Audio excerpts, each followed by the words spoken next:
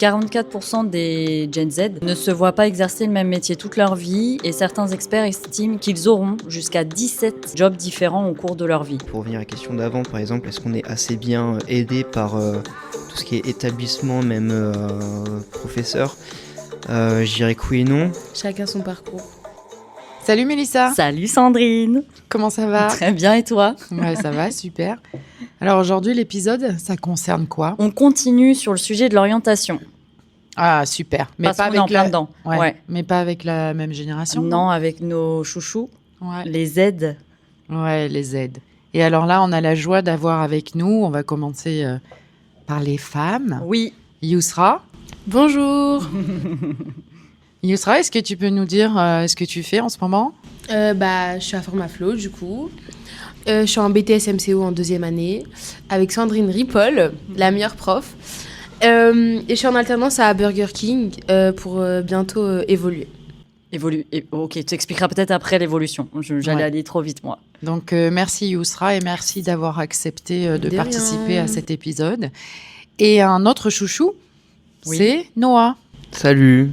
Salut Noah. Salut. Donc tu peux nous dire qui tu es? Donc je suis en BTS MCO 2e année, dans la même classe que Yousra, et en alternance chez Leclerc Jouet Annette. Ok, super. Donc on va aborder le thème de l'orientation et on est en plein dans un sujet d'actualité parce que vous avez décidé de continuer les études, mais quoi faire, comment faire, où aller, pourquoi faire, pour gagner combien. Donc ça vous parle tout ça? Est-ce que c'est anxiogène? Ce qui est anxiogène, c'est l'argent. En fait, non, dans le sens où on fait des études, etc. Mais en vrai, tout le monde a le même niveau d'études maintenant. Tout le monde fait les mêmes études, tout le monde a les mêmes responsabilités dans le travail. Donc ce qui est anxiogène, c'est est-ce qu'on gagnera plus que les autres? Ou est-ce que tu vas sortir du lot, c'est ça? Ouais, c'est ça. Ce que j'allais dire, il y a peut-être des solutions pour gagner plus. Ouais, mais pas très légal. Non, mais en restant dans la légalité. Je rigole. Non, en restant dans la légalité, justement, comment tu vas faire pour te différencier de tes camarades? C'est là une question que je me pose pour l'instant. Je sais pas. Sandrine, est-ce que vous avez une idée, vous aussi? Bah oui. Moi, j'ai une idée, c'est qu'il faut ouvrir son esprit critique, il faut être plus travailler pour plus monter en compétences, quoi. C'est ça, en vrai. J'ai l'impression, quand tu dis ça, qu'il y a une forme de résilience sur le sujet. On fait tous la même chose et en même temps, on a tous des personnalités radicalement différentes. Et ce que tu fais aujourd'hui, tu peut-être que tu vas le faire encore mieux demain ou tu vas complètement changer. C'est ça, c'est cette forme de résilience. Et je pense que effectivement, les jeunes aujourd'hui, peut-être qu'on vous donne pas suffisamment d'infos sur l'orientation, mais vous avez l'opportunité de faire des choses en fonction de qui vous êtes et de tout à fait sortir du lot, entre guillemets, mais c'est vous qui devez le décider. Justement, il y a des stats, 44% des Gen Z ne se voient pas exercer le même métier toute leur vie et certains experts estiment qu'ils auront jusqu'à 17 jobs différents au cours de leur vie. Alors, il faudra me donner le nom des experts parce que 17 jobs, ça fait quand même... tu sais, vu qu'on va devoir travailler 60 ans et non plus 43, mais c'est possible. Et toi, Noah? Je serai fait les gros yeux. Et toi, Noah, c'est anxiogène cette période pour toi? Le fait de faire des études? Pour moi, c'est un besoin de sécurité. Ah, bien. Absolument. Besoin d'argent pour Yousra, oui, ça rejoint la sécurité. Mais le fait que j'ai pas envie de galérer à monter les échelons, j'ai pas envie de finir avec un bac et de prendre 10 ans pour avoir un poste au-dessus. Je préfère prendre la facilité, faire les études, être plus mis en avant par les entreprises, avoir des postes un peu plus... je suis mis en avant et que j'ai peut-être un meilleur salaire. Pouvoir travailler surtout n'importe où, avoir plus de facilité à trouver un emploi. Pour moi, c'est tout ça, faire les études. D'accord. Donc, c'est une forme de sécurité, mais en même temps, tu as déjà une vraie stratégie. je veux faire des études parce que je veux aller plus vite que les autres. Et, Tu vois, et, c'est une solution. et ça, c'est super important. Par contre, moi, j'aimerais bien, Noah, qu'on fasse une petite parenthèse parce que sur l'orientation, tu as un parcours un peu atypique qui est riche et qui fait qui tu es aujourd'hui. Mais du coup, dans l'orientation, on peut aussi changer de voie. Est-ce que tu peux nous faire part de ton retour d'expérience? Oui, alors en gros, ça commence, on va prendre au plus vaste, fin de troisième, c'était ça. Fin de troisième, j'étais comme toutes les autres personnes, c'est-à-dire fin de troisième, je ne sais absolument pas ce que je veux faire. Pour moi, c'est beaucoup trop tôt à cet âge-là qu'on me demande ce que tu veux faire. Pour moi, c'est juste impossible. Du coup, je me suis lancé dans quelque chose au hasard. J'ai même été à Dreux au conseil d'orientation, tout ça. Ce qui est sorti, malheureusement, c'était Melec. Melec, j'ai essayé 1 an, j'ai absolument pas aimé. Est-ce que tu peux nous dire ce que c'est? Oui. Électricien. J'ai absolument pas aimé, j'ai essayé, mais un flop total. J'ai fait ça, après le prof il a vu mes notes et il m'a dit bah pourquoi tu vas pas en général, parce que matière professionnelle c'est pas bon, par contre général c'est très bien. Je lui ai dit que non, parce que j'avais pas envie de me prendre la tête, enfin ça m'attirait pas du tout général, le fait qu'il n'y ait pas de stage ou trop peu, ça m'attire pas du tout, je préfère de très loin bac pro. Et j'ai beaucoup parlé avec la conseillère du lycée, qui était lycée Jean de Beauce à Chartres, et elle m'a dit pourquoi pas dans les animaux vu que tu aimes ça. Du coup j'ai décidé de faire ça, je suis parti à Mortagne-au-Perche dans le 61. J'ai fait un bac pro CGSCF qui est canin félin. C'est beaucoup de gestion d'entreprise. Et en gros, j'ai fait ça. C'était très bien, sauf qu'il y a un autre problème du coup qui est arrivé en terminale, c'est que après CGSCF, il y a rien. Tout simplement, dans le chien, c'est très simple, c'est soit on fait éleveur, soit on fait éducateur. Dans tous les cas, financièrement, ça m'intéresse pas du tout parce que c'est très compliqué. Et puis à ce moment-là, je voulais pas du tout. Enfin, pourquoi pas être auto-entrepreneur, mais d'abord être salarié. Sauf que des milieux comme ça, c'est très compliqué. Donc en gros, là je suis arrivé dans un cul-de-sac et je me suis dit bah je vais faire quoi au final. Et j'ai reçu un message d'un ami qui a lui aussi eu son bac, qui m'a dit bah les profs nous ont conseillé quelque chose qui était l'Axe, qui est de la gestion. Axe qui est le bac pro agriculture. Donc il m'a conseillé ça, apparemment il y a de la gestion, il y a de la comptabilité, pourquoi pas. Apparemment c'est, de toute façon à la sortie du bac pro CGSF, les 3 quarts du temps c'est soit MCO, soit commerce, soit agriculture. Je me suis tourné vers l'agriculture parce qu'à ce moment-là le commerce j'imaginais pas du tout. J'arrive en agriculture et là bah ça m'a absolument pas plu. J'ai fait 1 an et demi, j'ai lâché à la toute fin parce que ça m'intéresse même pas d'avoir le BTS. Je me suis dit certes je vais avoir un BTS mais honnêtement je vais m'en servir pour rien du tout. Et à ce moment-là je savais pas du tout quoi faire, j'étais complètement perdu à 20 ans. Et c'est là que je regardais sur Parcoursup et je me demandais bah de toute façon... à ce moment-là j'ai quand même fait de l'intérim.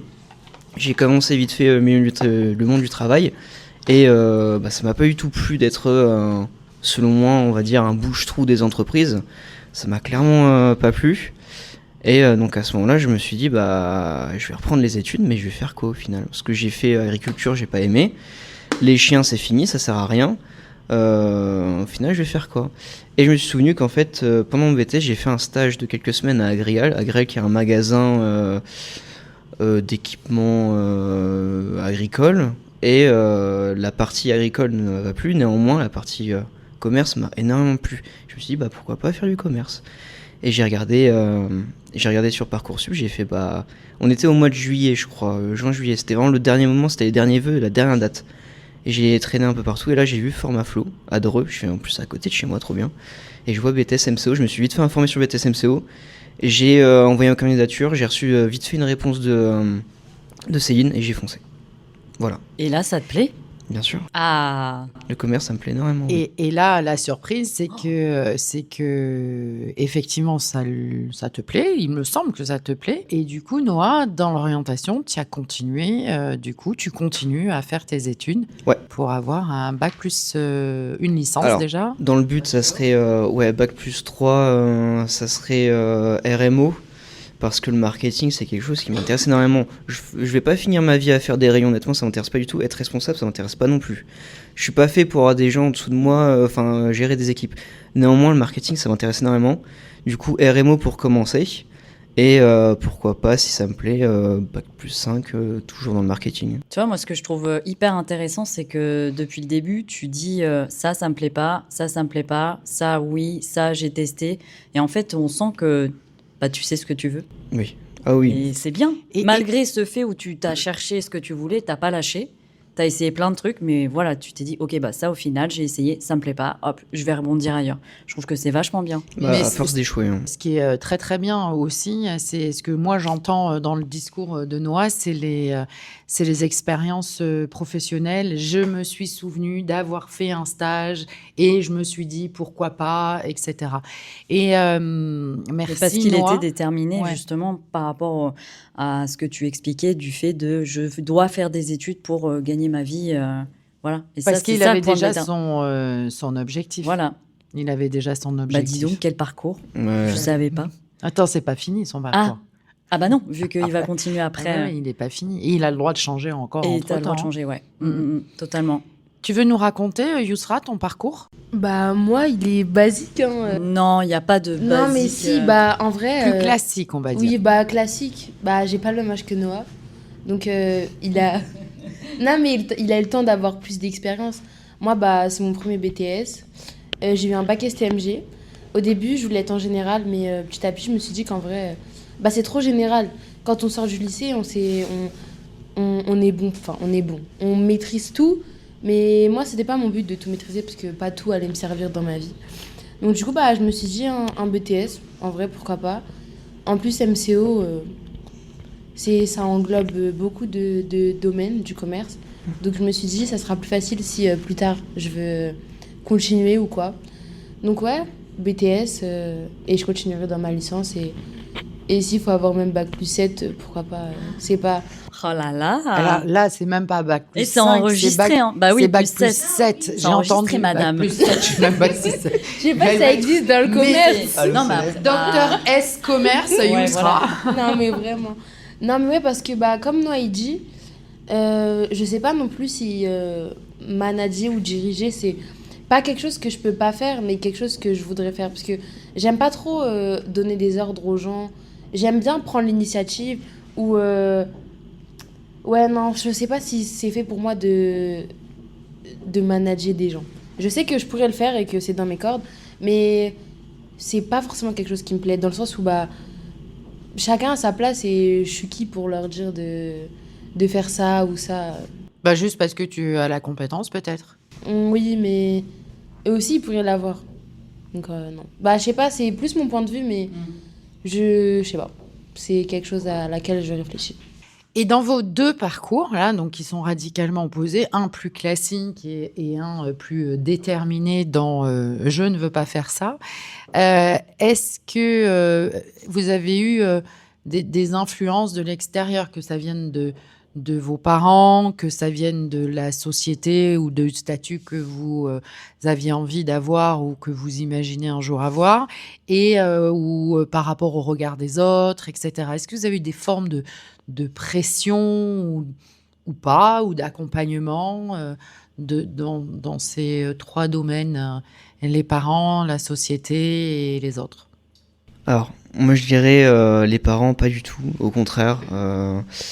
À partir du moment où ils voient que je fais des études mais sans but précis, d'ailleurs récemment c'était ça, mais maintenant je sais ce que je veux faire, et bah ils étaient un peu contre le fait que j'aille faire des études sans avoir de métier en tête très précis. D'accord. Le secteur ne leur suffisait pas. Néanmoins, ça n'a pas trop été une pression, mais la plus grosse pression, ça a été personnel, plus la société. Voir des gens, par exemple, truc tout bête, moi je traîne du coup à Leclerc, vu que j'y travaille. Quand je vois des caissiers qui travaillent depuis 40-50 ans au même endroit, franchement, ça m'attire pas trop. J'ai pas envie de rester bloqué en campagne avec un bac et ne pas avoir de possibilité d'évolution.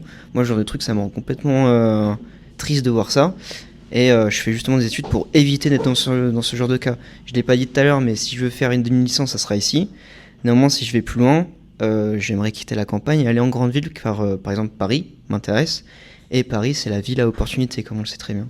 Et ouais, pas de pression, on va dire. Juste, par contre, oui, personnel, le fait que la société... on voit beaucoup des personnes qui font pas d'études et qui finissent caissier, tout ça, ou... au meilleur des cas, Caris, il touche plus, mais néanmoins, c'est une vie routine plus qu'au possible. Donc, une pression est beaucoup plus personnelle et aux yeux de la société. Ouais. Ok. Alors, juste, je mets un petit peu entre parenthèses parce que j'aime bien ton approche et ta détermination pour c'est un vrai moteur. Par contre, il y a des gens, des postes plutôt routiniers, etc., ça leur convient parfaitement. Nos ambitions sont pas les mêmes que les autres et elles sont tout à fait respectables.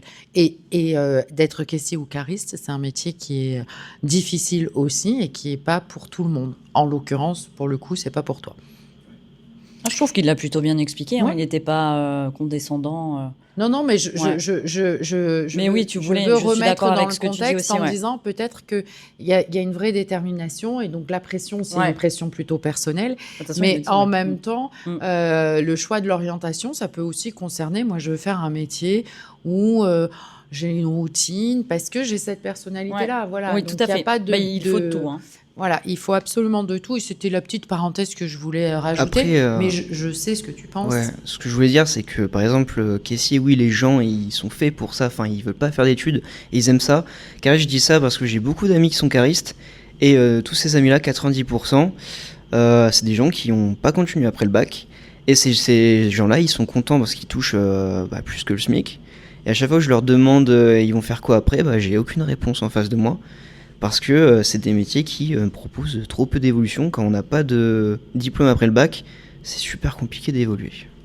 Donc là, tu fais le lien avec effectivement l'évolution professionnelle et le niveau d'études.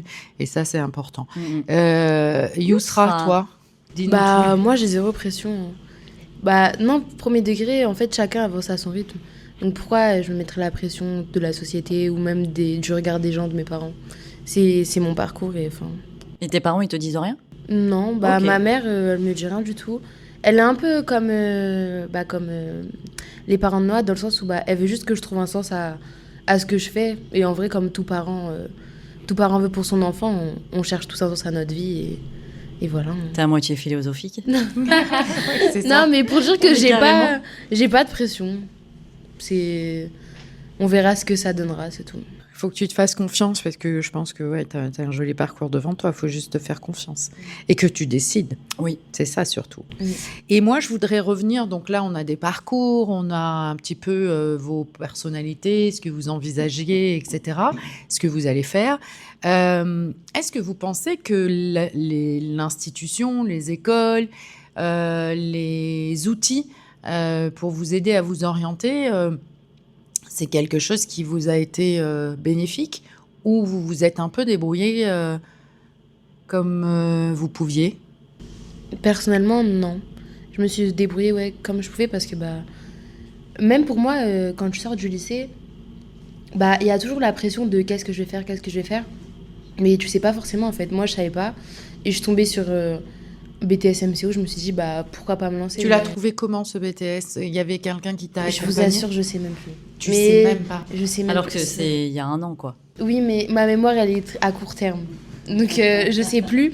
Mais je sais juste que non. Enfin, personne m'a orientée, ou même que ce soit le lycée ou le collège. T'as fouillé sur Parcoursup, forcément. Oui, non? oui. Ouais. Et puis Oui, ils t'ont ça, proposé oui. des trucs. Ok. Ok. Oui, je pense. J'ai un peu déposé par-ci par-là et voilà. D'accord. Mhm. Ok. Il y a un sujet que je voulais vraiment aborder avec vous, c'est que là, c'est vrai, on a les deux exemples. On a Noah qui se projette, qui sait ce qu'il ne veut pas faire, et déjà, c'est un vrai luxe. Ah oui. Et Yousra qui navigue et qui, jusqu'au moment où elle aura une révélation et tout se passe bien et tout va bien. Est-ce que, du coup, vous pensez que on vous accompagne? Alors là, je parle côté éducation, formation. Est-ce qu'on vous accompagne vraiment dans de la prospective en disant, voilà, il y a des métiers qui vont aujourd'hui ne plus exister, ou il y a ces métiers qui vont demander beaucoup de jeunes qui arrivent sur le marché du travail. Est-ce que ça, vous trouvez que ça manque un peu, et comment vous vous informez, ou du coup vous laissez un peu naviguer Moi, je trouve qu'on vous accompagne pas suffisamment sur le marché du travail. Dans 10 ans, ça va être quoi? Mais c'est ma façon de penser. Et que du coup, ils se spécialisent trop vite. C'est Ils sur se ça que tu veux- spécialisent trop vite, ou ils abandonnent, ou ils vont dans des filières où il n'y a pas de débouchés. Ouais. Donc, du coup, moi, c'est quelque chose qui me... Alors, en plus, j'interviens sur les MCO, donc effectivement, je trouve que et je prône ça, et dans mon discours, et pour tous ceux qui m'écoutent aussi le savent, MCO, c'est du 360, et après, on se spécialise au fil de l'eau en fonction de son appétence, en fonction du marché du travail, etc. Mais voilà, c'était quelque chose où on est en train de former des jeunes sur des métiers peut-être qui n'ont pas existé, et on n'a pas ouvert de formation sur des métiers qui sont en pleine émergence. Enfin voilà, je me pose la question, j'en sais rien, et je vais pas faire changer le monde, mais qu'est-ce que vous en pensez ? Bah, honnêtement, déjà, si on est en MCO, c'est pour moi, on est assez bien aidé, parce que le MCO, comme vous l'avez dit, c'est très général.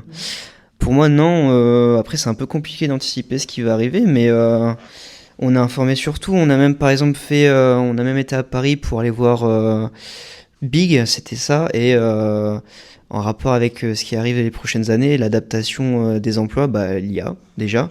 Et à Big, on a beaucoup été informé auprès de l'IA. Je pense que, non, même en cours, on parle beaucoup d'IA, on travaille même avec l'IA, on s'adapte aux nouvelles choses. Néanmoins, pour revenir à la question d'avant, par exemple, est-ce qu'on est assez bien aidé par tout ce qui est établissement, même professeur ? Je dirais que oui et non. Par exemple, la troisième, moi, le truc que je trouve illogique, c'est qu'on nous demande d'avoir déjà une idée de ce qu'on veut faire en tête, alors qu'on fait 4 à 6 semaines de stage dans l'année. Je trouve ça complètement bête. Pour moi, non, fin de collège, c'est complètement à côté de la plaque. Pour moi, c'est une grosse erreur de leur part. Mais sinon, à part ça, quand on avance un peu dans les années d'études, là, il y a un plus gros suivi. Mais c'est que quand on sait ce qu'on veut faire, qu'on nous demande ce qu'on veut faire. Mais là, par exemple, dans le BTS MCO, non, je trouve que le suivi est plutôt bien. Comme c'est un BTS très général, on a plein de portes ouvertes. Et puis même, on parle beaucoup d'actualité, d'évolution du marché. Non, pour moi, on a un très bon suivi actuellement. Et donc, moi, ce qui m'intéresse, quand tu dis en troisième, on fait 4 à combien ? 8 semaines ? Moi, c'était 4 semaines ou un truc comme ça. De stage. Moi, je trouvais, vu de l'extérieur, je trouve ça plutôt pertinent d'aller picorer à droite, à gauche. Mais du coup, toi, tu ne trouves pas ça pertinent ? Pourquoi ? Comment tu verrais les choses ? C'est pas assez. Pour moi, c'est Attends, clairement pas assez. Je crois que 2 fois 3 jours de stage, un truc comme ça. Ah oui, Et nous, on n'en avait pas. Non. Moi, je trouve ça complètement bête. Pour moi, il faut faire beaucoup plus. Et beaucoup plus, c'est pas faire un mois au même endroit, c'est faire 2 semaines, mais à plein d'endroits différents. Et même ça, peut-être dans plein d'autres formations, mais même en seconde, en première, pour moi, il faut faire de plus en plus de stages. C'est obligatoire. Parce que sans les stages, on sait absolument pas ce qu'on veut faire. Et à ce stage-là, tant qu'on ne met pas le nez dedans obligatoirement, on va jamais le mettre de nous-mêmes. Et donc, c'est vrai que du coup, les entreprises, d'essayer de couper ces frontières entre le monde de l'entreprise et Mais il y en a plein qui vont pas vouloir prendre parce que justement trop jeunes et tu peux pas les faire travailler, il y a trop de sécurité, de machin. En fait, il y a un écosystème assez compliqué. Il y a certains domaines où je pense qu'effectivement, c'est très compliqué. Mais, et en même temps, les domaines où c'est le plus compliqué, c'est là où les jeunes démarrent le plus jeunes. Oui. Donc, tu vois, c'est ce que je dis, en tournant.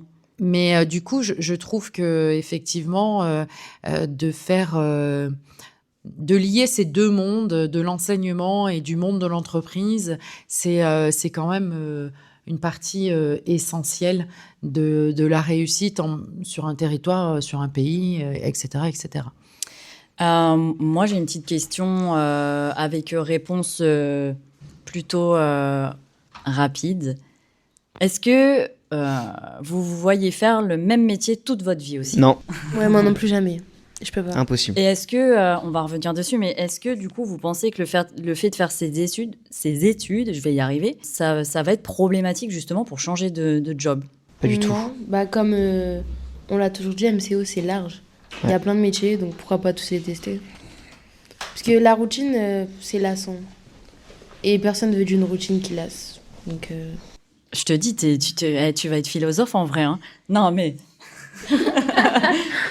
Noah, tu veux ajouter quelque chose ? Alors, pas du tout. MCO, déjà, c'est assez général. Néanmoins, juste avec un MCO, faire plein de métiers différents, déjà, pour moi, non. Néanmoins, si on y ajoute un Bac+3, par exemple, en plus, déjà, ça ajoute énormément de choses. Le Bac+3, ça a donné beaucoup de métiers. Bac+2, mais néanmoins, c'est assez restreint. On peut travailler dans plein de magasins différents, mais on va surtout faire beaucoup de fois la même chose. Si on ajoute un bac+3, ça ajoute beaucoup plus. Et même le fait d'avoir un bac+3, il y a plein de secteurs qui n'ont rien à voir avec le commerce qui peuvent, à mon avis, nous prendre... je sais pas, mais je sais que par exemple, rien à voir, mais Anaïs, par exemple, eux ils prennent des bac+3, mais n'importe quel. Enfin, j'avais vu ça en annonce sur internet, ils prenaient n'importe quel bac+3. Ils sont Tu peux fichés. nous dire qui est Anaïs ? Anaïs, vous savez, ouais, j'ai oublié l'institut où je sais plus, handicapé, tout ça là. En fait, eux, ce qui les intéresse, c'est le niveau bac+3. Voilà, c'est ça. Il y Il y a plein d'endroits qui veulent juste le niveau bac+3, ils s'en fichent du secteur. Hein. C'est juste parce que les personnes qui font un bac+3, bah, ils sont plus vus comme des travailleurs que ceux qui... Tu crois pas que c'est lié aussi à la réflexion et à l'esprit critique et tout ça ? Possible, oui, c'est Parce vrai que- que nous... À la structure. C'est ça, parce qu'en fait, les études avant le contenu, et je le dis en plus assez régulièrement, mais c'est le fait de vous apprendre à avoir un esprit critique et de vous apprendre à structurer vos pensées et à mettre en place des stratégies de manière générale. Enfin voilà, c'est ça la différence avec les personnes qui ne peuvent ou ne veulent pas faire d'études. Parce que vous êtes là pour vous développer et apprendre un nouveau vocabulaire et enfin tout ça quoi. Non, mais c'est vrai, je trouve aussi que oui, ça développe beaucoup même, comment dire, notre rapidité, notre façon de prendre l'information et de la construire correctement. Moi, je suis d'accord.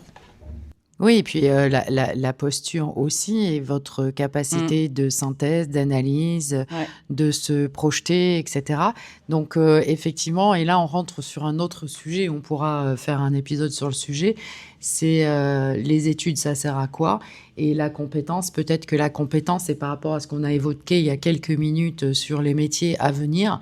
Est-ce que la compétence, c'est pas la partie entreprise qui va la donner ? Et nous, on va rester sur de l'enseignement ou en tout cas du transfert de compétences, mais plus transverse, je pense. On va arriver au terme de l'épisode. Vous voulez rajouter quelque chose ? Non, moi c'est bon. Oui, non. Tout a été dit. Ouais, tout a été dit. Donc, orientation, si on fait une petite synthèse. Orientation. Chacun son parcours. Moi, je rajoute plus rien derrière ça. Je te l'ai dit, elle va aller en Cagne, Ibocagne. Voilà. Chacun son parcours. Chacun son parcours. Et aujourd'hui, les dispositifs, sauf peut-être en collège, lycée, mais les dispositifs sont plutôt proches du terrain et en l'occurrence, vous êtes en alternance. Donc, évidemment, c'est un dispositif qui favorise considérablement l'employabilité. Moi, je voulais juste poser 2 trucs rapides. Par rapport au travail, est-ce que le sacrifice pour vous est acceptable et qu'est-ce que vous entendez par sacrifice ? Je suis désolée, hein, je fais une contre-fin, mais... Le travail, ça prend aussi les études en compte ? Qu'est-ce qu'il en est sur les études ? Oui, mais c'est les études pour le travail après. Tu vois, jusqu'où ils sont prêts à... Ok, sacrifier, ouais, moi je suis d'accord avec ça. Que ça soit par rapport à la distance et par rapport au temps qu'on consacre pour le travail, oui. Moi, c'est quelque chose qui me paraît cohérent. De toute façon, il faut bien salir les mains pour que le monde reste propre, donc... Mais en fin de compte, vous êtes en MCO ou vous faites des études de philosophie ? Faut bien se salir les mains pour qu'après notre vie professionnelle elle soit facilitée. Pour moi, c'est raccord, oui. Parce que là, en vrai, on se sacrifie pendant 5 ans et après... c'est un vrai sacrifice. C'est ce que j'allais dire. Du coup, les études, c'est un sacrifice ou pas ? Pour moi, non. Là, Pas actuellement, non. Moi, je parle surtout des heures de travail qu'on peut faire, par exemple, à la maison ou par exemple, le fait de se tenir volontaire auprès de l'entreprise.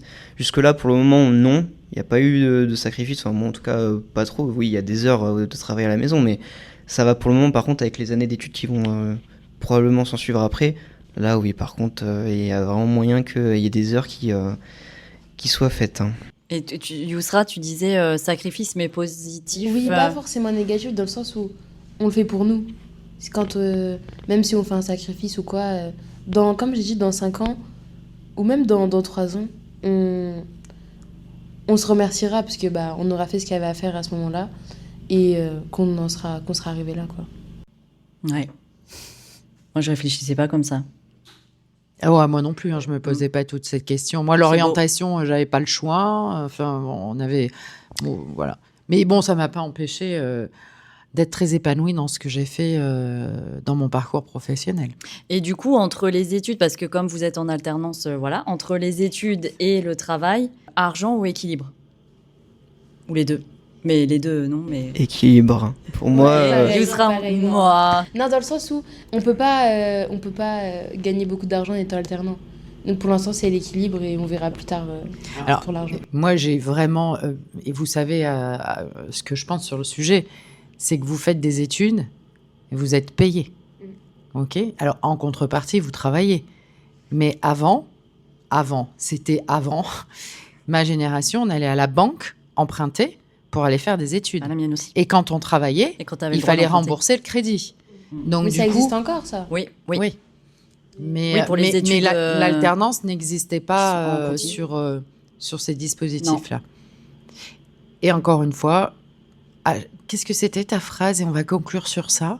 Chacun Son ouais. parcours. Chacun son Chacun son parcours. parcours. Chacun son parcours. Chacun son rêve, chacun son chemin, Chacun son parcours. chacun son destin, je crois. C'est une chanson? Ouais, mais j'ai pas la rêve. Bon, c'est pas grave. C'était quoi comme C'est un chanson? vieux truc en plus. Et en plus, j'ai pas la rêve. Ah bah voilà, je vais vous laisser. Allez, au revoir. Merci à tous les deux. Oui, merci Mélissa. Et puis, j'espère que vous avez passé un agréable moment. Et du coup, si vous avez des suggestions pour les auditeurs, où est-ce qu'ils peuvent nous contacter?